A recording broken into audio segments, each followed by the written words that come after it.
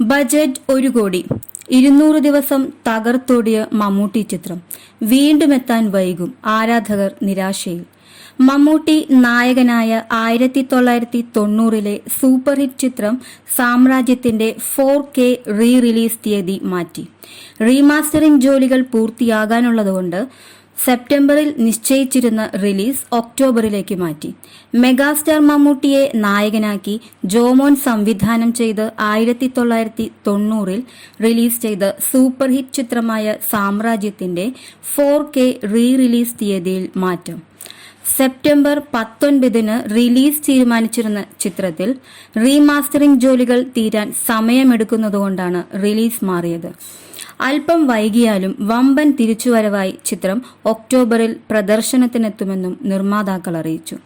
ഈ കഴിഞ്ഞ സെപ്റ്റംബർ 7-ന് മമ്മൂട്ടിയുടെ ജന്മദിനം പ്രമാണിച്ചാണ് ചിത്രത്തിന്റെ റീമാസ്റ്റർ പതിപ്പിന്റെ ടീസർ പുറത്തുവിട്ടത്. 4K ഡോൾബി അറ്റ്മോസിൽ ആണ് ചിത്രം റീമാസ്റ്റർ ചെയ്യുന്നത്.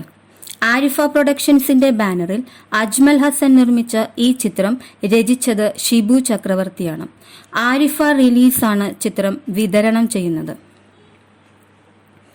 1990 കാലഘട്ടത്തിലെ മമ്മൂട്ടിയുടെ കരിയറിലെ ഏറ്റവും വലിയ ചിത്രമായി എത്തിയ സാമ്രാജ്യം അന്നത്തെ കാലത്ത് തന്നെ 75 ലക്ഷം മുതൽ 1 കോടി രൂപ വരെ മുതൽ മുടക്കിലൊരുക്കിയ ബ്രഹ്മാണ്ഡ ചിത്രമാണ്.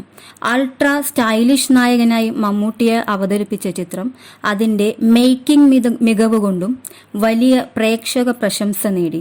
സ്റ്റൈലിഷും കണ്ണഞ്ചിപ്പിക്കുന്നതുമായ ദൃശ്യങ്ങൾ കൊണ്ട് പ്രേക്ഷകരെ കയ്യിലെടുത്ത ചിത്രം ബെൻസ് കാറുകളും മറ്റും യഥേഷ്ടം ഉപയോഗിച്ചുകൊണ്ട് വമ്പൻ ക്യാൻവാസിലാണ് ഒരുക്കിയത്. കേരളത്തിൽ ഒതുങ്ങി നിൽക്കാതെ തമിഴ്നാട്, ആന്ധ്ര, കർണാടക എന്നിവിടങ്ങളിൽ 100-200 ദിവസങ്ങൾ തകർത്തോടിയ ചിത്രം കൂടിയാണ് സാമ്രാജ്യം. ഗാനങ്ങളില്ലാതെ ഇളയരാജ പശ്ചാത്തല സംഗീതം മാത്രം നൽകിയ ചിത്രമെന്ന പ്രത്യേകതയും ഇതിനുണ്ട്. ജയാനനൻ വിൻസെന്റ് ക്യാമറ ചലിപ്പിച്ച ചിത്രത്തിന്റെ എഡിറ്റിംഗ് നിർവഹിച്ചത് KP ഹരിഹരപുത്രൻ.